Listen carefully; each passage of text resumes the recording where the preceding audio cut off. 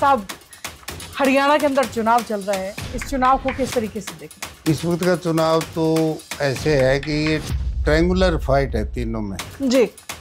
BJP, Congress और इनेलो बसपा गठबंधन। जिस तरीके से इनेलो का नाम आपने लिया, आपके बेटे हैं जो रणदीप लोचा, वो भी चुनाव लड़ रहे हैं आदमपुर हल्के से, तो वहाँ किस तरीके की फाइट आप देख रहे हैं? वहाँ पहली बार एक नया समीकरण उभर के आया है जी।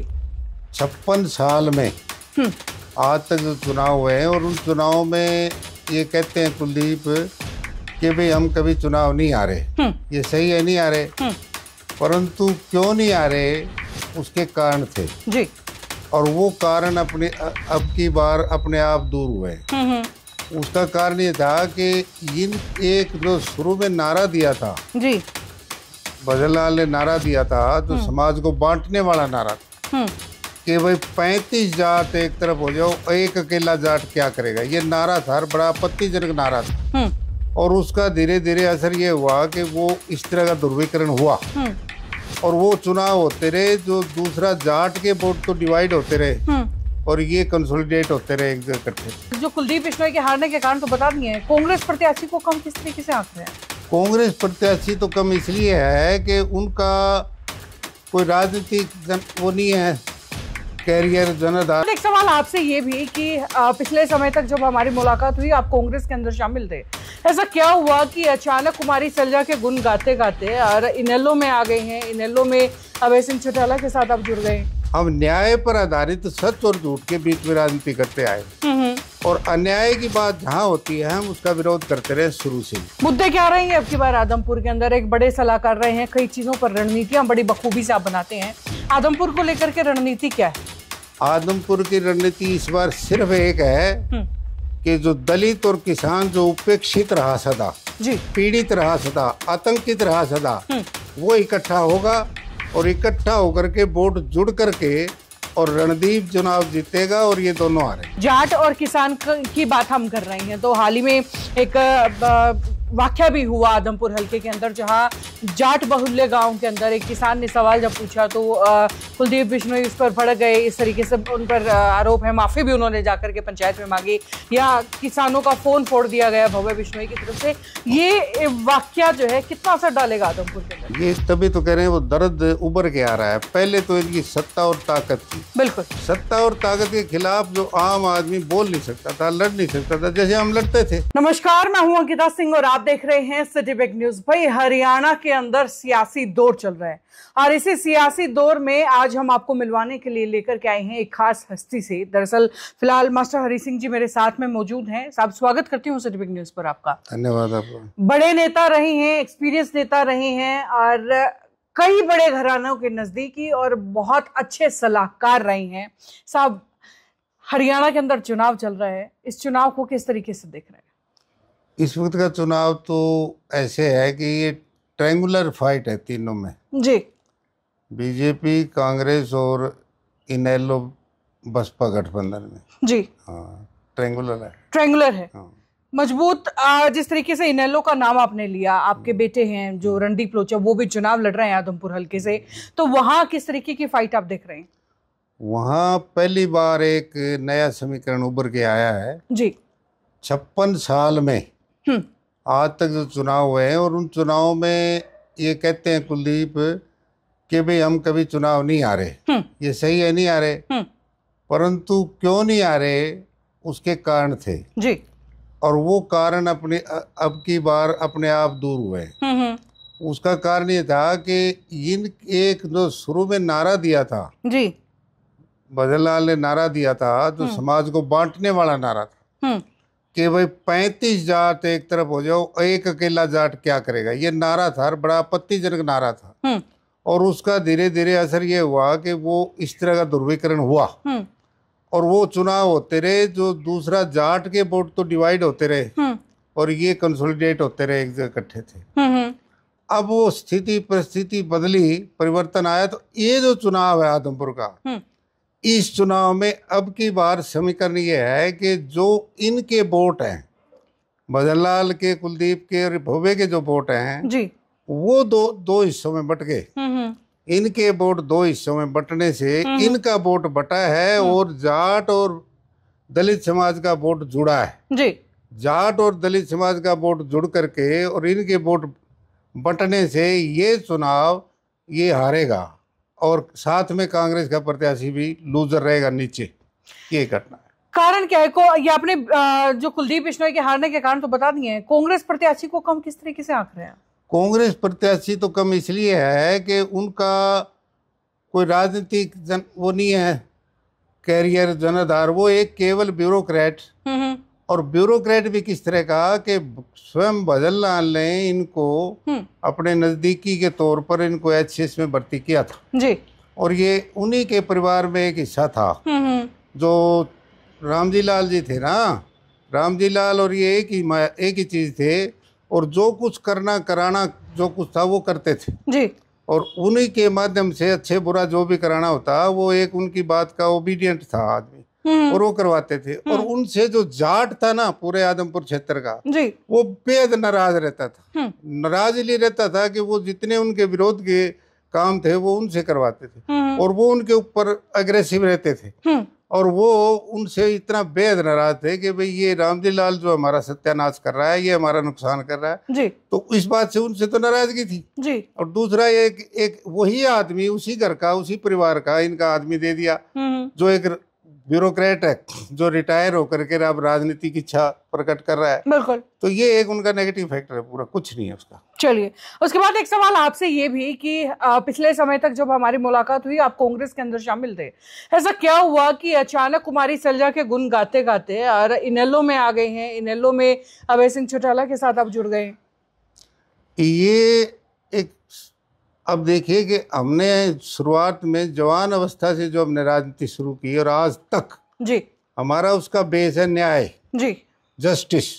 हम न्याय पर आधारित सच और झूठ के बीच में राजनीति करते आए और अन्याय की बात जहाँ होती है हम उसका विरोध करते रहे शुरू से ही जी। और आदमपुर विधानसभा क्षेत्र में और लंबे समय से जो इनका राज रहा, ताकत रही, सत्ता में रहे, हम इनके सबसे प्रमुख और प्रबल विरोधी हम रहे। इनके खिलाफ 2 हमने चुनाव लड़े और मैंने बताया कि कुछ वोटों को डिवीजन के कारण ये जीतते रहे जी। और जो भी इन्होंने गलतियां की, जो आतंक फैलाया, जुल्म ज्यादतियां की, दलित समाज के ऊपर की, चाहे किसान समाज जाट के ऊपर की, तो उसके खिलाफ हम डटे रहे और हमने इनके खिलाफ आवाज उठाई। जी।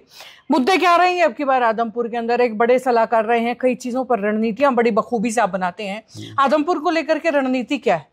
आदमपुर की रणनीति इस बार सिर्फ एक है कि जो दलित और किसान जो उपेक्षित रहा सदा, जी, पीड़ित रहा सदा, आतंकित रहा सदा, वो इकट्ठा होगा और इकट्ठा होकर के वोट जुड़ करके और रणदीप चुनाव जीतेगा और ये दोनों हारेंगे। यही एक मुद्दा है इसमें। इस बार एक ही मुद्दा रहेगा कि अब की बार वोट डिवीजन से ये मौके पे हमें मिल गया और इसको हराओ।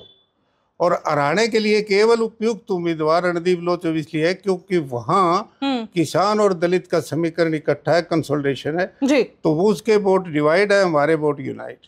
चलिए, ये बात हुई आदमपुर की। उसके बाद वापस प्रदेश के अंदर आ जाते हैं। प्रदेश के अंदर कौन सी पार्टी की कितनी सीटों का अंदाजा आप मान करके चल रहे हैं? देखिए, जो एक बात चलाई थी और थी वो थी जो कांग्रेस की वो बात चली थी कि भाई ये कांग्रेस राज बढ़ाएगी, ये करेगी। उसमें इन्होंने एक आदमी ने गलती की और उस गलती की वजह से कांग्रेस का ग्राफ बिल्कुल नीचे आया जी।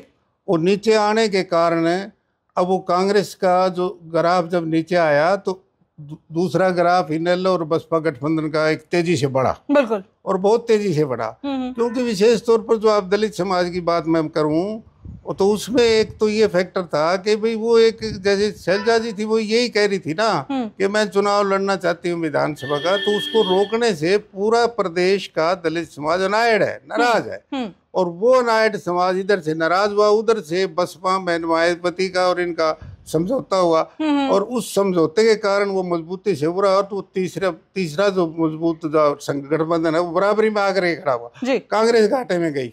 तो ये एक इसका फैक्टर था। दूसरी बात मैं इसमें ये एक बड़ी बताऊंगा आपको कि जैसे पहले मैंने बताया वो दोबारा उसको अच्छी तरह समझाता हूँ कि 56 वर्ष में इनकी जीत का एक ही कारण था कि इस प्रकार से बात करते थे। और भी बात कह देते, छोटी बात कहते थे समाज में, अहंकार में बात कह देते थे। कई बार ये कह देते, खुद ऑन रिकॉर्ड बात भजनलाल ने कई बार कही कि भाई हमारा बिश्नोई एक बिश्नोई 20 जाट के बराबर है। ये ऐसी बातें समाज में कह के विघटन पैदा किया और इनको तीसरे दर्जे का नागरिक वो समझते थे और उनकी इज्जत मान नहीं करते थे। उस बात की पीड़ा और दर्द लोग भी लिए बैठे हैं। पर अब पहले क्या होता था कि पहले ये होते थे कि नहीं भाई इनके वोट ज्यादा है।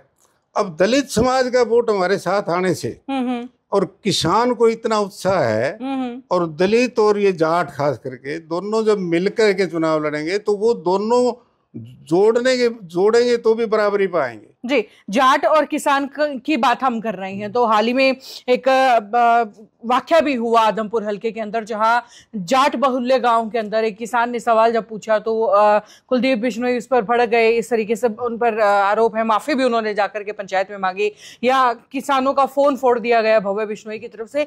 ये वाकया जो है कितना असर डालेगा आदमपुर के अंदर? ये तभी तो कह रहे हैं वो दर्द उभर के आ रहा है। पहले तो इनकी सत्ता और ताकत थी, बिल्कुल सत्ता और ताकत के खिलाफ जो आम आदमी बोल नहीं सकता था, लड़ नहीं सकता था। जैसे हम लड़ते थे जी, और लड़े तो उसके ऊपर बड़ा भारी, हमें भी कहीं टाटा में केसेस दर्ज हुए, कहीं जेलों में हमने काटी, पर लड़ते रहे जी। और उस हिसाब से लड़ते लड़ते लड़ते ही किस मकाम पर हम पहुंचे।